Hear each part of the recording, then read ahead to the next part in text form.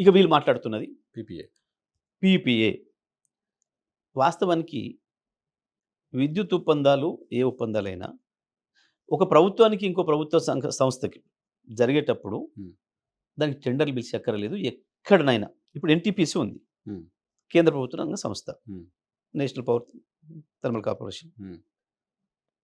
దాని నుంచి వచ్చే ప్రతిది కూడా పీపీఏనే. ఓకే. డైరెక్ట్ అగ్రిమెంటే. అంటే మనం ప్రైవేట్ అయితే ఇక్కడ వాళ్ళ దగ్గర తీసుకున్నప్పుడు మాత్రం టెండర్స్ పిలుస్తాం. పిలుస్తాం. ఓకే. అయితే ఇక్కడ ఇంకొకటి కూడా చెప్పాలి మీకు. ప్రైవేట్ వాడి నుంచి పిలిచినా, ప్రభుత్వ రంగ సంస్థ నుంచి తీసుకున్న ధర నిర్ణయించేది ఈఆర్‌సీ మాత్రమే మొత్తం భారతదేశంలో. ఓకే. అవును. కాన్స్టిట్యూషనల్ మన లీగల్ బాడీ కదా అది. పక్కపక్క రాష్ట్రాలు తీసుకున్నా అక్కడ ఈఆర్‌సీ, ఇక్కడ ఈఆర్‌సీ 2 కలిసి ఒప్పుకోవాలి. హ్మ్. వీళ్ళ మధ్యన ఏదైనా గ్యాప్ ఉంటే అప్పీలేట్ ట్రిబ్యునల్ ఉంది. హ్మ్. అది అది ఇస్తది తీర్పు ఫైనల్‌గా. హ్మ్. ఇప్పుడు జరిగింది ఇక్కడ అదే. హ్మ్. అయితే ఏంది మనకు అప్పటికి దాని ధర హ్మ్. మన ఈఆర్‌సీ రూ. 3.90కి అంచనా వేసింది. హ్మ్. ఈ ధర అంచనా వీళ్ళు ఎట్లా ఏస్తారు ఈఆర్‌సీ అనంటే, హ్మ్. ఏ పవర్ ప్లాంట్ నుంచి అయితే మనకు విద్యుత్ వస్తదో, దానికి అయిన ఖర్చు ఎంత మొత్తం, హ్మ్. దాని నిర్మాణానికి అయిన ఖర్చు ఎంత, హ్మ్. ఆ తర్వాత రోజువారీ దాని బొగ్గుకు కావచ్చు, కాలుతున్న బొగ్గుకు కావచ్చు, జీతాలకు కావచ్చు, వాటన్నిటికి అయ్యే ఖర్చు ఎంత. హ్మ్. ఈ రెండిటిని లెక్కేసి హ్మ్. వచ్చే ఉత్పత్తి ఎంత అనే దాంతోని భాగించి ధర నిర్ణయిస్తారు. ఓకే.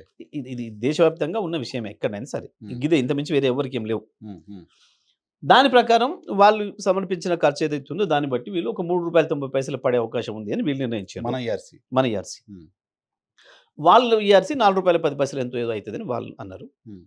కానీ మన ఈఆర్‌సీ ప్రకారమే చెల్లించినాం. బట్ డిసైడ్ చేయాల్సింది వాళ్ళ ఈఆర్‌సీ కదా! వాళ్ళ ఇద్దరి మధ్యన అవగాహన రావాలి. ఇద్దరిది రానప్పుడు అప్లెట్ అవుతారు. అప్లేట్‌కి పోతారు. ఇప్పుడు వాళ్ళ అప్లేట్ ట్రిబ్యునల్ ఏసిర్రు నడుస్తుంది అది. హ్మ్. హ్మ్. ఓకే. జరిగింది గింతే కింద. హ్మ్.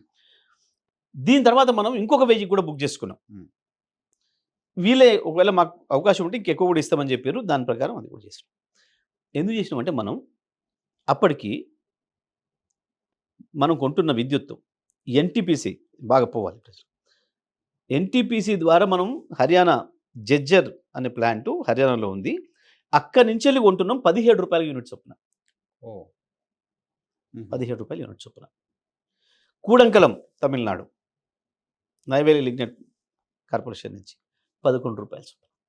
హుహు. ఆ రోజు మనకు కొంటుంది. హ్మ్. ఇవన్నీ కూడా అగ్రిమెంట్లు అయిపోవచ్చినాయి. హ్మ్. మరి ఇక్కడ తక్కువ దొరికే అవకాశం ఉంది కాబట్టి వాటిని రెన్యువల్ చేయటం కంటే అవి రెన్యువల్ చేయడం ఎందుకు? ఇక్కడి ఇక్కడే నుంచే కదా! తీసుకుందాం అనుకోని మళ్ళీ అవసరం ఉంటది కదా అని చెప్పి ఇంకో 1000 కూడా బుక్ చేసి పెట్టినాం మనం. హ్మ్. దానికేదో మినిమమ్ చార్జెస్ పే చేయాల్సి ఉంటది. హ్మ్. మినిమమ్ చార్జెస్ పే చేయాల్సి ఉంటది. సింపుల్ అండి. మనం ఎల్లుండి పోదాం అనుకున్న ఫ్లైట్ టికెట్ బుక్ చేసుకుంటాం. హ్మ్. క్యాన్సిల్ చేసుకుంటే మినిమమ్ చార్జెస్ తీసేసి ఇస్తాడు వాడు. హ్మ్. Like that. హ్మ్.